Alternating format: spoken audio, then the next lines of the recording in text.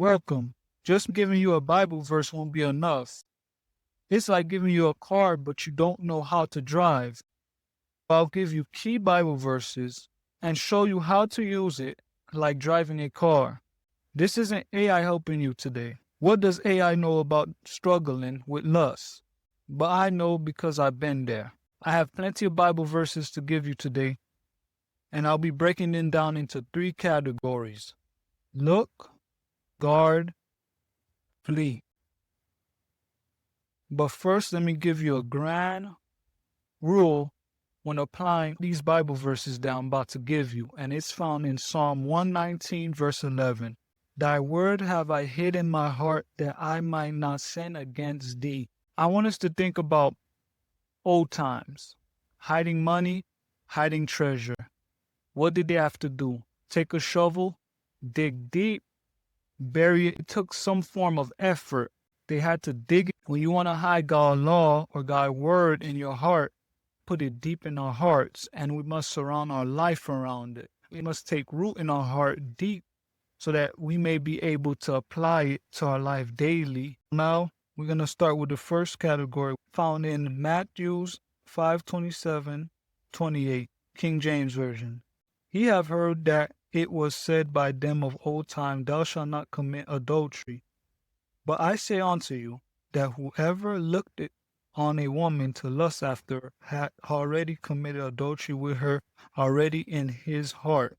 And then Job 31:1, I have made a covenant with my eyes. Why then should I look upon young woman? From these 2 Bible verses, Matthew and Job, we see that there's a danger to look. I want to give you more of a perspective on this. Let's turn to 2 Samuel verse 11-2.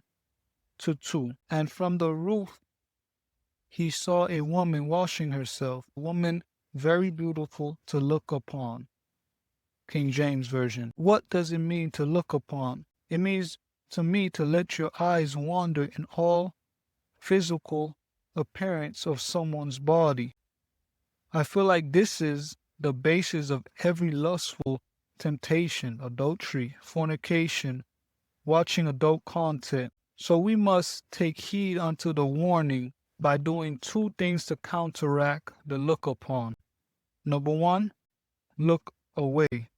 Number 2, look on target. I'm going to break down both of these.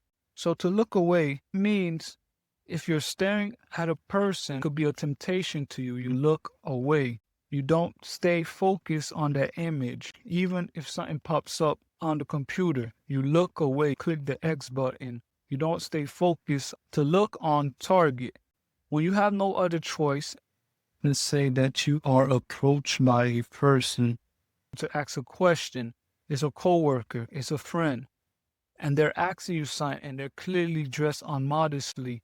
All you have to do is look on target. That means the forehead, the eyes, and you don't even pass the lips.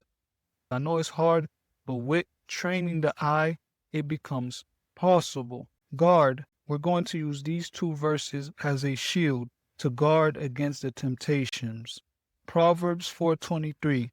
Keep thy heart with all diligence, for out of it are the issues of life. 1 Peter 5:8.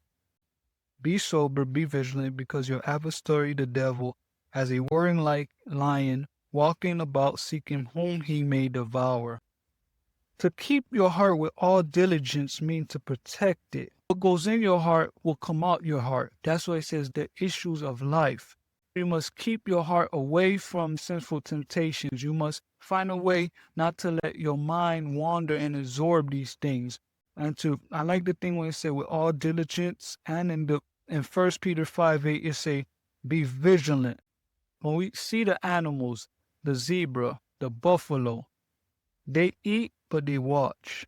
They're not slacking because the devil, like this, is like a roaring lion ready to catch you as his prey to lure you into temptations of lust and get you wrapped up. We must be on alert. We must be on watch. I'm not saying be paranoid, but we must know that right now I am struggling with this sin and I'm not strong enough to tackle it. We must watch where we go.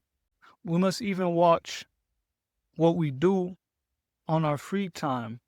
and even at the times at night, not to get caught up into temptation. That means your device, your friends, the places you go. You must keep your heart and be vigilant. You must keep a guard up against temptation. The third and final category is to flee. 1 Corinthians 6:18, flee fornication. Every sin that a man doeth is without the body, but he that committeth fornication sinneth against his own body. 2 Timothy 2:22, flee also youthful lusts, but follow righteousness, faith, charity, peace with them that call on the Lord out of a pure heart. To flee is, I feel like, it's on either we're in a desperate situation or when we feel like we're about to fall into temptation. Let me give you two examples. Let's talk about Joseph. Day in and day out, Potiphar's wife seeks to lure him into her traps. When she finally did get a hold of him when no one else was in the house, not even Potiphar was there, to lure him in with her, he left his clothes and ran out. He did not care. He knew that if he tried to reason with Miss Potiphar, he tried to talk to Yara, he tried that already. That's not going to work. So he ran out. He fled on to safety. The moment may not go right. You need to leave. Also, sometimes we may be in a room or we may be on our phones. We may be in an area that we feel like we're about to fall in temptation. It's best to leave that area to flee from it. But like I always say, we have to be mindful. So that's the three categories: look, guard, flee. Apply these three Bible verses to fight lust into your life, and then you will see dramatic change. Also, if you struggle with adult content, I have a free workshop in the comment section below. Click that link and it'll lead you to the free workshop. Thank you for watching this video. See you in the next one.